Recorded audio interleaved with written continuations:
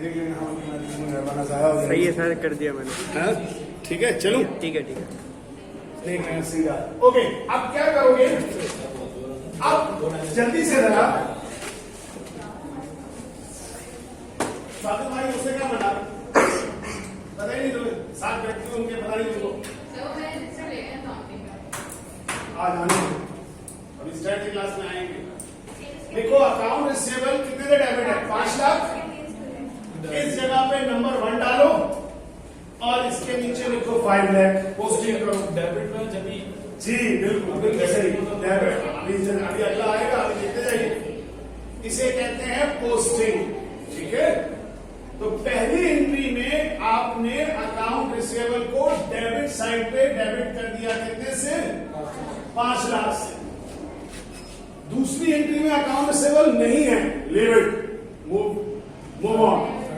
तीसरी एंट्री में account receivable credit side पे लिख दीजिए, कितना, 25,000, 15,000। फिर चौथी एंट्री में भी अकाउंट रिसीवेबल क्रेडिट हो रहा है, 5,000।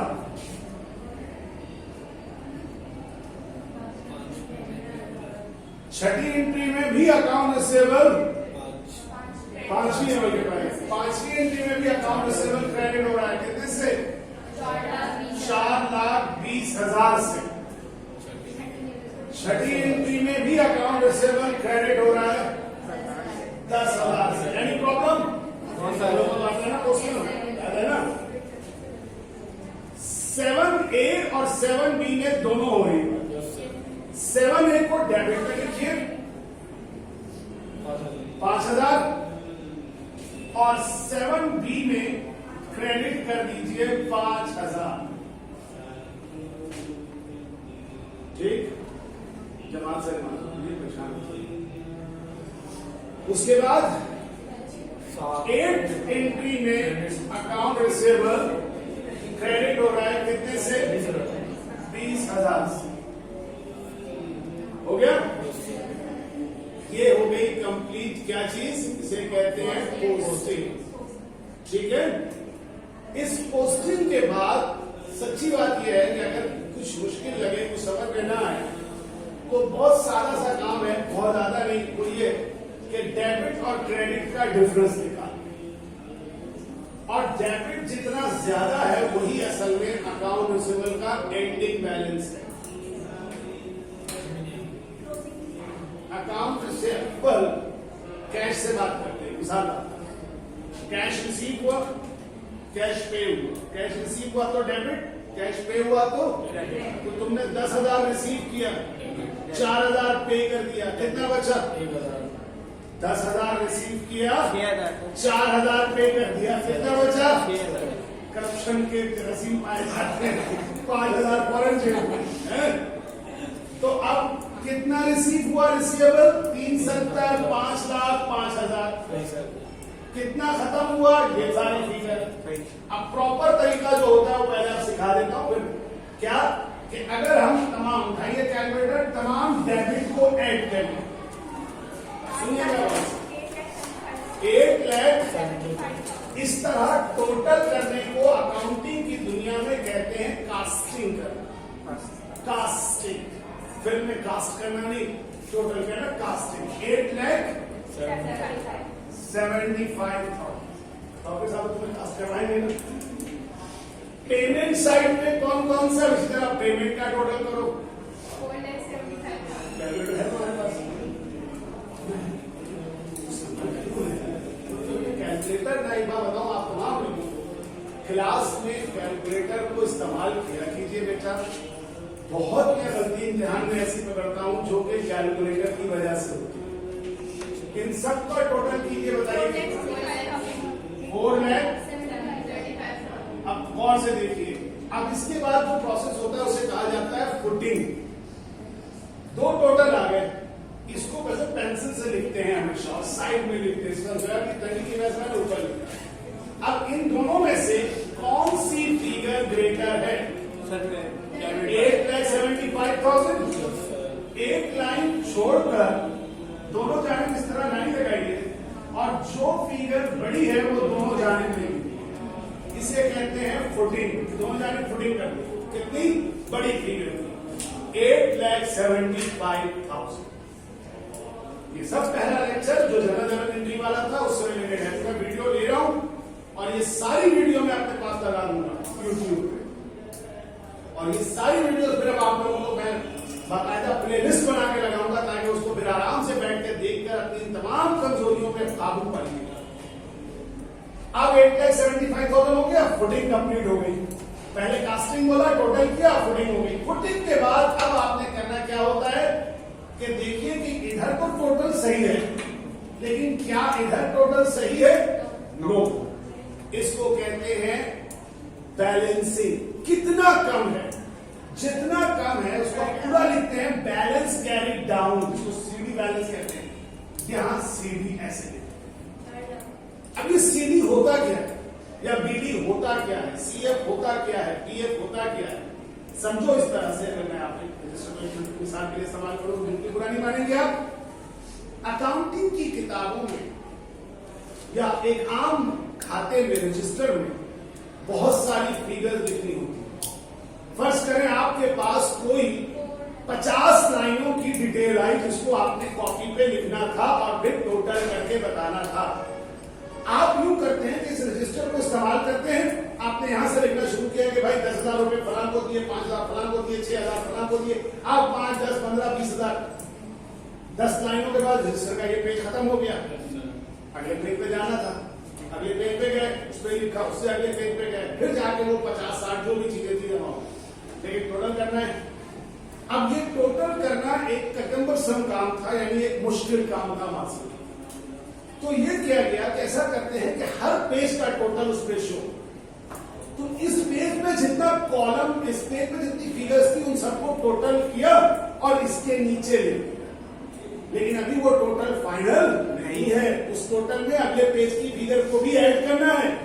तो यहां लिखा बैलेंस कैरी फॉरवर्ड, यानी इस टोटल किया और ये बैलेंस कैरी फॉरवर्ड, इसका मतलब इस बैलेंस को आगे ले गए।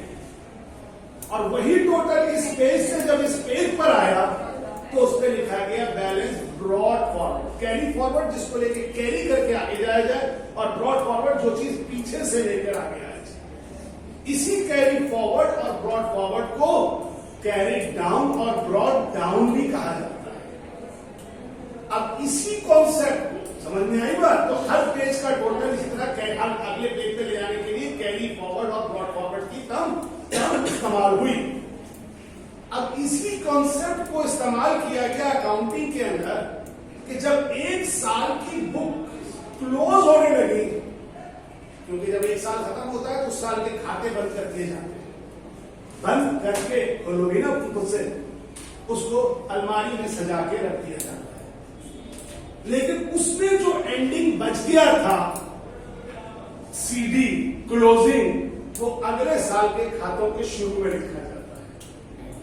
तो वो कहलाया बीटी ब्रॉड डाउन या बीएफ ब्रॉड फॉरवर्ड। तो वही कॉन्सेप्ट जो सफाहत के दरमियान था वो अब एक किताब से दूसरी किताब में, एक साल की बुक से दूसरी साल की बुक में लाने के लिए भी इस्तेमाल किया जाता है। आई बात समझ में?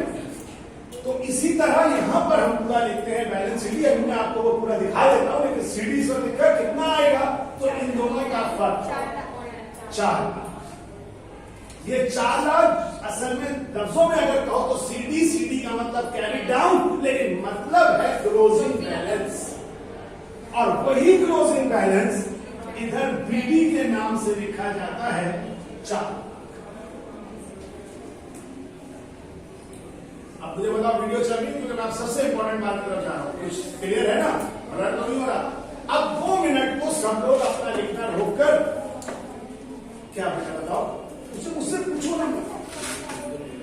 नहीं, जब मैंने ये डबल लाइन लगा दिया तो ये ऊपर के टोटल में शामिल नहीं होगा। और बात कि जब प्रैक्टिकली हम काम करते तो मैंने क्या कहा कि यहां तक कंप्लीट किया तो ये वाली बुक बंद हुई और रखा गई, ये हमेशा नई बुक में रिकॉर्ड होगा। ये लेकिन चूंकि भी एकेडमिक काम कर रही हो तो तुम उसी के नीचे लिख के दिखा देती है, मगर समझ लो ये पैसे दफा कट गया, ये पिछले साल था और ये अगला साल, ये इसमें आएंगे। डबल लाइन का क्लियर? लाजिक सी बात है, एकेडमी को तो हम ये नहीं कर सकते कि स्पेस को फोल्ड करके रखते हैं आगे पे, लेकिन मकसद ये है कि ये पिछला साल है और ये अगला साल, इसलिए कभी भी इस टोटल में जो डबल लाइन के नीचे आ जाए वो कभी ऐड नहीं होता। Is it clear? आसान है कि तरीका, अगर इतना लंबा चौड़ा कोई ना करना चाहे, याद रखना इसके भी एक आध नंबर होते हैं जो एग्जामिनर देते हैं मार्किंग के बाद, वरना इसका बड़ा आसान तरीका एक ये है कि तमाम डेबिट को ऐड करो, तमाम क्रेडिट को माइनस करो, तुम्हारा कैलकुलेटर बता रहा होगा कितना, 4 लाख, वो 4 लाख एंडिंग बैलेंस है और वही 4 लाख इस कंपटीशन में यहां पर लिख दिया जाएगा। जोश में कंट्रोल में क्लियर? मैंने क्या कहा अभी? अब छापाई बंद, अभी 2 मिनट मेरी बात को आपको सुनना है, क्योंकि यही वो मसला है जिसके बाद अगर समझ में आ गया तो सब कुछ आसान है, वरना फिर फंसेंगे आप दोनों। अब जहां पे आपको बात हो इधर डायल करने के बजाय डायरेक्ट एक्सटेंशन ध्यान है, तो मैं बताऊंगा अब तुम सब लोगों को जिस पॉइंट है प्रॉब्लम आप भी, ठीक है ना? कोल्ड ड्रिंक पीने वाले अकाउंट में लिखा, अब 4 लाख निकालने आ गया कि जब कंप्लीट क्वेश्चन होगा तो कैसे बने निकलेगा अकाउंट रिसीवेबल, हमेशा टी अकाउंट बनाना, पूरी एंट्री बनाकर टी अकाउंट बनाकर अकाउंट रिसीवेबल निकालें। अब सवाल का दोबारा देखो कितना परसेंट था, 5%। अब आ जाओ 5%, ठीक है? एस्टिमेटेड बैलेंस आ जाएगा शायद 20,000। अब चूंकि ये वाली बात तो समझ में आ गई, अब बोर्ड का इस सब मेरे पास आइडिया कम है, अब मैं यहां पर इसको साफ कर देता हूं, ठीक है? अगर आपको चाहिए होगा तभी सवाल में मौजूद है ये चीज, अगर आप दिखाना चाहें दिखा देता हूं आपको। इसकी जुल्फे नहीं समझ अपनी जगह पे ठीक है, मैं हंसता नहीं हूं ऐसे देखे क्योंकि मेरे भी जुल्फे ऐसी होने वाली है, इसलिए मैं मजाक नहीं उड़ाता ऐसे चीजों का, कोई बात नहीं। हंस रही हो, मेरे पास रही हो, कौन हंस रहा है? अच्छा, अब लेकिन क्या हुआ?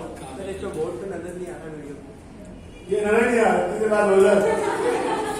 लाइट नहीं है ना, अब एक काम करो तुम इसको बीच वाले उस पे कर, ताकि ये पूरा बोर्ड का नहीं है तरह मारा अरे बड़ी जल्दी आ रहा है,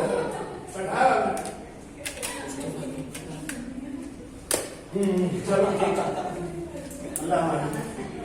अब इस चीज को समझो कि जिस तरह बोर्ड पे नजर नहीं आता, तो ये वाला पोर्शन अहम है। वो जो ये 4 लाख निकाला है, ये मैंने कोई बहुत बड़ा कारनामा नहीं किया, वो टी अकाउंट अगर मैं इसी तरह सिर्फ दिखा दूं तो देखो बेटा, जिन लोगों ने, अगर आप लोग उस पर फॉलो कर रहे होंगे, आप लोग भी देख सकते हैं कि बेसिकली देखो इसमें है ये कि मैंने ये जो अकाउंट रिसीवेबल का था, कहां गया ये देखिए, ये टी अकाउंट यहां बना के दिखाया हुआ, ये यानी सिंपल हमने क्या किया कि एक अकाउंट रिसीवेबल का टी अकाउंट बन गया। आप लोग भी इस वक्त देख रहे हैं, टी अकाउंट बनाया, ये ओपनिंग बैलेंस लिखा 3,70,000 और यहां पे ना 5 लाख लिखा था, तो उसके सामने लिख दिया कि ये किस वजह से है, सेल्स की वजह से है, ये किस वजह से है, रीओपनिंग की वजह से है, ये क्यों हुआ, सेल रिटर्न, सेल डिस्काउंट की। ये नाम लिखना जरूरी है? जरूरी नहीं है, लेकिन अभी बताऊंगा आगे कब आप करेंगे। अभी आपको जैसे करवाया था ड्राइवर उसके कर सकते हैं, आप नहीं देख सकते। यहां मैंने क्या लिखा, क्लोजिंग बैलेंस, और यहां क्या लिखा, ओपनिंग बैलेंस, यही पीडी और सीडी के तौर पे। तो ये वाला अकाउंट इसमें का टी अकाउंट से आपने 4 लाख निकाला। अब ये देखते हैं, चले यहां देखें, अकाउंट रिसीवेबल का बैलेंस कितना है, 4 लाख। रेट अप्लाई किया कितना, 5%, कितना आया, 20,000। अब जरा ये 13,000 का समझाने के लिए वही जाऊंगा उसी हिस्से पे, बोर्ड के उस हिस्से पे, ताकि समझा सकूं। यानी 20,000 तक अब आप पहुंच गए। अब जरा सोचो, इसमें से ही डेबिट और क्रेडिट को क्या करते थे, ऐड या लेस करते थे, सब्ट्रैक्ट करते थे, यही है ना? अब जरा तवज्जो से समझना, क्या हम वो जो शुरू में अलाउंसेस फॉर बैड डेट दिया हुआ था 18,000, क्या यहां से माइनस कर दे? तो पहले ही जवाब सुन लीजिए, नो। और वजह फिर यही है कि अकाउंट रिसीवेबल तुमने नहीं लिया था 3,70,000, क्योंकि वो साल के शुरू का था, तो अलाउंसेस फॉर बैड डेट भी तो साल के शुरू का है। आई बात समझ में? तो लाजिम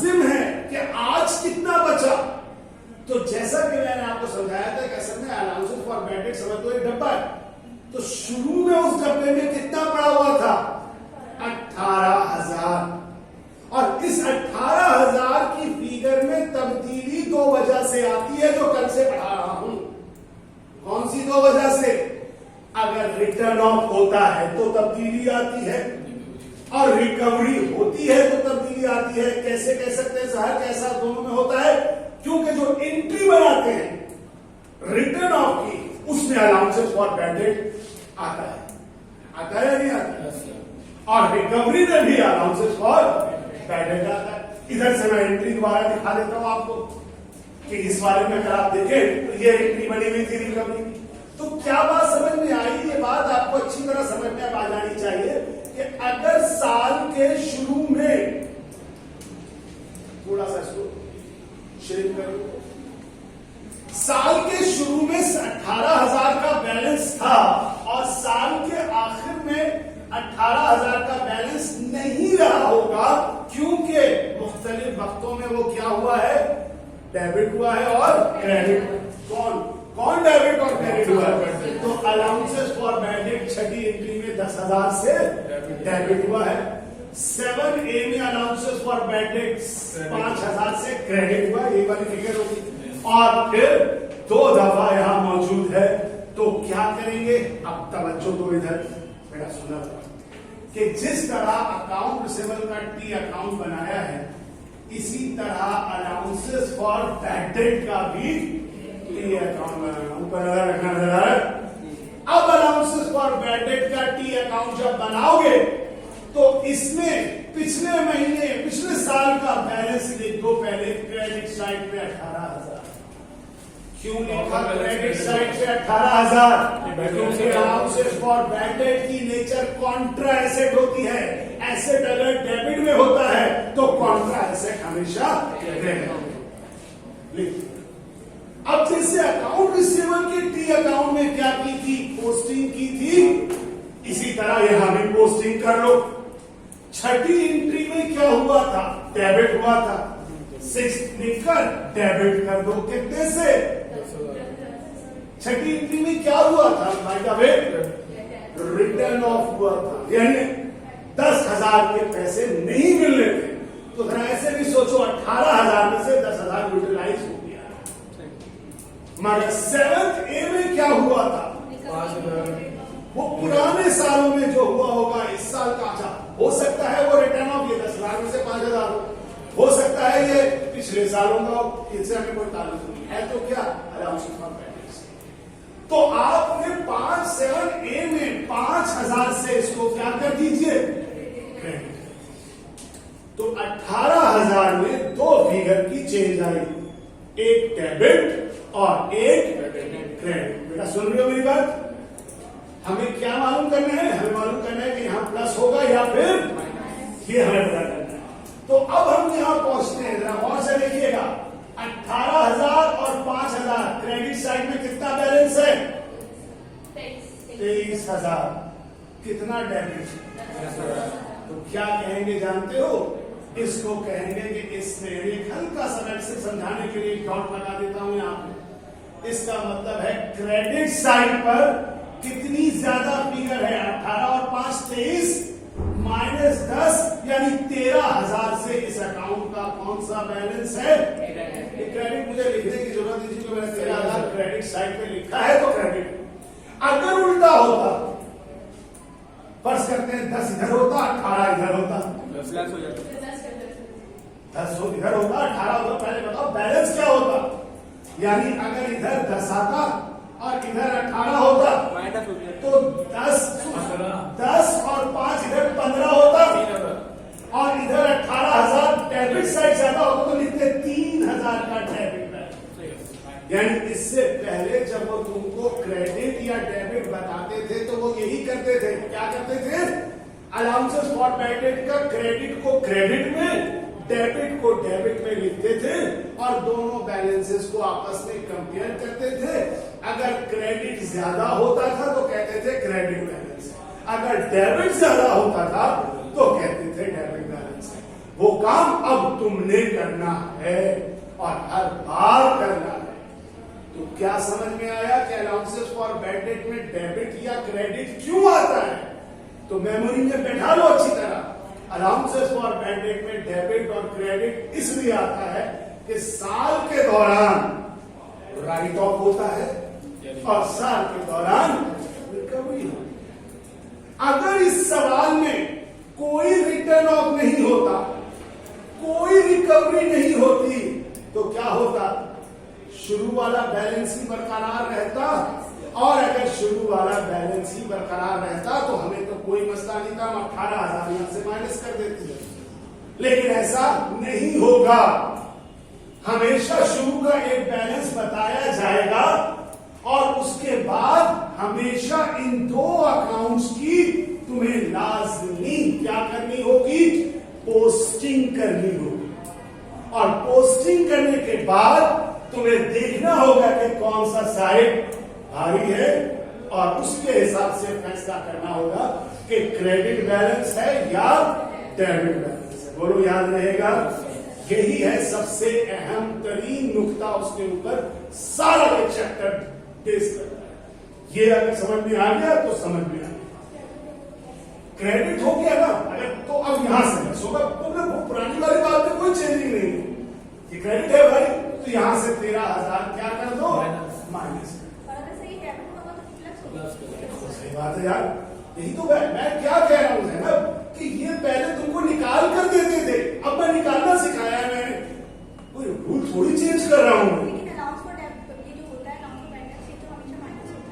देखिए, अलाउंसेस फॉर बैड डेट को हमेशा माइनस होना चाहिए, लेकिन अलाउंसेस फॉर बैड डेट जो तुमने सोचा था 18 और 5 मिला के 23, उसमें से सिर्फ 10,000 हुआ ना। अगर ये 10,000 नहीं होता, 20,000 हो जाता, फिर क्या होता? 25,000 हो जाता, फिर क्या होता? 25,000 होता तो ये 18 और 5 23 होता। उधर कितना होता? 25, 3,000 तो 2,000। 23 से इधर 18 और 5 23, इधर होता 25, तो 2,000 से डेबिट आ जाता। अलाउंसेस फॉर बैड डेट हमेशा क्रेडिट नहीं रह पाता, क्योंकि वो अलाउंस एक्चुअल बैड डेट के होने पे डिपेंड करता है। बात यही होगी है ना कि allowances for bad debt estimated है, अंदाजा है कि इतना बैड डेट होगा, लेकिन एक्चुअल वाला बैड डेट उससे ज्यादा भी हो सकता है और उससे कम भी हो सकता है। अगर ज्यादा हो गया, यानी आज के बाद एक सवाल आया था पेपर में, क्या कि why do allowances for bad debt show debit balance? Why do allowances for bad debt account show debit balance? तो क्या जवाब दीजिएगा? जवाब दीजिएगा कि जो एस्टिमेटेड, उर्दू में बोल रहा हूं कि जो एस्टिमेटेड बैलेंस था अगर एक्चुअल उससे ज्यादा हो जाए तो डेबिट बैलेंस। एस्टिमेटेड क्या? जो सोचा था 18,000 सोच के रखा हुआ था, 20,000 हो गया डेबिट। 18,000 सोच के रखा था, 10,000 हुआ, क्रेडिट हो जाए। तो अलाउंसेस फॉर बैड डेट में डेबिट और क्रेडिट किसकी वजह से आता है? एक्चुअल बैड डेट की वजह से, जिसमें एक रोल बीच में आ जाता है रिकवरी का। क्योंकि रिकवरी के होने की वजह से अलाउंसेस फॉर बैड डेट का बैलेंस और बढ़ जाता है, क्योंकि वो पैसे जो मेरे राइट ऑफ हो गए थे वो वापस आ गए। तो इसलिए फिर ये 3 आइटम बनता है। क्लियर? अब यहां पे 20,000 में से वापस जाकर 7,000 बचेगा। ये 7,000 हमारा क्या होगा? Bad debt expense. अब एक हमें को खत्म करने दो मुझे, ताकि थोड़ा सा हमने नमाज भी पढ़ी है तो सब लोग जल्दी से बात पढ़े। अब ये मैं फुल स्क्रीन पे लेकर आता हूं, और बेटा ये लाइट बंद करो ताकि इसको समझ में यार। बस अब आप गौर से देखिएगा कि इसको मैं किस तरह से लेकर चल रहा हूं। चेक लीजिए, देखिए ये चालक आया, 5% लिया, 20,000 आया, 13,000 क्रेडिट सिखाया, 7,000 से बैड डेट एक्सपेंस आया। ये चीज मैं अभी आपको खुद ही दे आता हूं टी अकाउंट की तरफ। यहां पे टी अकाउंट बना हुआ होगा नीचे, ये रहा, ये वाला देखिए, ये आ रहा 13,000 से। कौन सा बैलेंस आ रहा है? 13,000 से क्रेडिट। समझ में आया 13,000 क्रेडिट बैलेंस? अब लेकिन जो 7,000 निकला था, आप ये देखिए, आपने आपसे उसने क्या मांगा था? आपसे मांगा था ना आपने बैड डेट की एंट्री बनाओ, एडजस्टिंग और क्लोजिंग। तो केस ए के मुताबिक जो रिक्वायर्ड बी का पहला केस था, जिसमें अकाउंट रिसीवेबल में था, उसका ये कंपटीशन आपने शो किया, उसके लिए ये एंट्री बनाई एडजस्टिंग, और ये क्या बनाई? क्लोजिंग। लेकिन अब एक आखिरी बात सुनो, इस टी अकाउंट में 13,000 बैलेंस क्या हुआ था, बचा था। लेकिन अब अगर कोई पूछेंगे बताओ इस साल के आखिर में कितना बैलेंस हो जाएगा, बता सकते हैं आप? 13,000 इस एंट्री के बनाने से पहले था। जरा देखो इस एंट्री में फिर allowances for bad debt credit हुआ 7,000 से, तो जहां ये 13,000 लिखा था उसके नीचे दोबारा एडजस्टिंग एंट्री करके कितना लिख दिया, 7,000। यानी 13,000 पहले से बचा हुआ था, 7,000 और डाल दिया। कितना क्लोजिंग बैलेंस ये अगले साल के लिए ओपनिंग हो गया, 20,000। और ये 20,000 हमेशा वही होगा, थोड़ा सा ऊपर ले जा रहा हूं, जो तुम्हारा एस्टीमेटेड था। जरा सा लॉजिक समझिए, ये 20,000 कितना होगा, ये 20,000 वही बैलेंस होगा जो तुम्हारा क्या था, एस्टीमेटेड था। क्यों? क्योंकि एस्टीमेटेड का मतलब क्या था कि जो सेल तुमने की है, कितनी की है सेल, 4, उसमें से कितना बैड डेट हो सकता है, तो इसका मतलब है कितना होना चाहिए अलाउंस फॉर बैड डेट, उम्मीद कितने की है, 20 की। तुमने बोला अच्छा उम्मीद 20 की है, तो पहले से बैलेंस कितना मौजूद था इसके अंदर, 13। तुम्हें कितना चाहिए था, 20, तो तुमने कितना ट्रांसफर किया, 7। तो एंडिंग बैलेंस आना क्या चाहिए हमेशा, 20। और कैसे आया, 13 निकाल दिया था, ठीक है। लेकिन फिर इस एंट्री में भी तो अलाउंस फॉर बैड डेट आया था क्रेडिट में, उस क्रेडिट की क्या की, पोस्टिंग की, दोनों को प्लस किया, कितना आ गया, दैट इज द। अब बताओ अकाउंट रिसीवेबल कितने का हो गया, वही 4 लाख। लेकिन अलाउंस फॉर बैड डेट में कितना बैलेंस है, 20,000। तो बताओ बैलेंस शीट बनेगी तो कितना बैलेंस शो होगा, ये देखो कितना अकाउंट रिसीवेबल शो हो रहा है, 4 लाख। कितना allowance for bad debt show हो रहा है, 20,000। और ये माइनस हो गया, नेट अगर बोला जाए तो कितना होगा, 3,80,000। ठीक है। अब ये थोड़ा सा यहां पर अगर क्या समझ में आ रही है बात, तो इसको सुकून से बैठकर अपने साथ करना। सबसे मेन पॉइंट सिर्फ एक है, कौन सा, वो है ये निकालना, ओपनिंग क्रेडिट। अगर ये समझ में आ गया तो सब चीजें क्या है, बेस्ट है, कोई मसला नहीं है। बाकी चीजें मैं फिर समझाऊंगा, बिल्कुल आ जाएगा, बस इसको मजबूत करना। आज यहां पर मैं इनकम स्टेटमेंट अप्रोच नहीं बताने जा रहा, इसलिए किसी में इनकम स्टेटमेंट अप्रोच नहीं था, इसलिए रोक रहा हूं कि अभी दोनों बातें कर दूंगा तो थोड़ा सा आप क्या हो जाएंगे, मिक्सअप कर जाएंगे आपके दिमाग। अभी आपको मैंने जो सिखाया वो सिर्फ सिखाया कौन सी अप्रोच, बैलेंस शीट अप्रोच। तो दूसरे वाले केस को अभी साइड में रख दीजिए। आपसे सिर्फ इतनी सी गुजारिश है कि आप एक दफा फिर रिकॉल करिए, क्या पढ़ा आपने। आपने देखा कि सबसे पहले आपको क्या बनानी है, सबसे पहले आपको ये 8, 7 या 5 क्या प्रिपेयर करनी है, जनरल एंट्री। जैसे ही जनरल एंट्री कंप्लीट करेंगे, अकाउंट रिसीवेबल का क्या बनाएंगे, टी अकाउंट। उस टी अकाउंट की मदद से अकाउंट रिसीवेबल का क्या निकालेंगे, एंडिंग बैलेंस। उस एंडिंग बैलेंस को कंपटीशन में फीड करेंगे और उसके बाद आप आएंगे किस पर, एस्टिमेटेड बैलेंस पर। और उसके बाद अलाउंसेस फॉर बैड डेट का जो सिखाया डेबिट और क्रेडिट निकालना, उसके तहत माइनस करके ये 7,000 निकालेंगे। अभी इस वाले को छोड़ दिएगा, ये वाला कौन सा है, सेकंड, हाँ वो सेल्स वाला है। अभी दोनों को एक साथ मत करिएगा, क्योंकि दोनों साथ करने के चक्कर में अक्सर बच्चे मिक्सअप करके गलती करते हैं। तो सिर्फ अभी अकाउंट रिसीवेबल वाले अप्रोच पे ध्यान दीजिए आज, और ये देख सकते हैं कि उसके बाद फिर आप एंट्री बनाएंगे और एंट्री बनाने के बाद आप अपने आप को बैलेंस शीट। तो काइंडली ये वाला क्वेश्चन जो मैंने अभी आपको करवाया है, दिस वन, आप अगर चाहें क्वेश्चन नंबर 10 है, ये 10 पूरा कंप्लीट करिए। और इसी के जैसा क्वेश्चन बेटा, क्योंकि आपको मालूम है कि मैं एक और रखता हूं हमेशा, ये क्वेश्चन नंबर 11 है। क्वेश्चन नंबर 10 को लेकिन पहले आज का काम यह है, घर जाकर खुद से क्वेश्चन नंबर 10 को दोबारा कीजिएगा, ठीक। फिर बैठकर क्वेश्चन नंबर 11 और 5 ईयर में 1-2 दफा ऐसे क्वेश्चन आए हैं, जिसमें कौन सा ईयर है कोई तो बता दो, 2019 में बिल्कुल ऐसे ही है, उसमें आप ट्राई कीजिए या कोई और ईयर हो, ठीक है ना। 17 में थोड़ा सा चेंज है, 17 में बचाना, उसमें केसेस है, मैं एक सवाल की बात कर, ठीक है। तो दैट्स ऑल फॉर दिस। कल के लिए बताइए, मुझे बता दे रहा हूँ, बैठो। कल का संडे को आ रहे फिर आप लोग, या नहीं घूम रहे हैं, क्या इधर देखो, अगर वर्कशीट खत्म करनी है, पूछनी है अभी तो आप कहने टाइम बहुत मिल गया आपको आने फिर कल 12 बजे तक आ जाए बेटा, पहले उठ जाए 12 बजे, सो उठते। ऐसी बातें फखर से बताने वाली नहीं होती है, शर्मिंदगी की बातें होती है बेटा। क्लासेस का यहाँ पे होता है मसला, इशू होता है। अगर 12 बजे आप आ जाए तो 12 बजे मैं आप तमाम लोगों को कल कल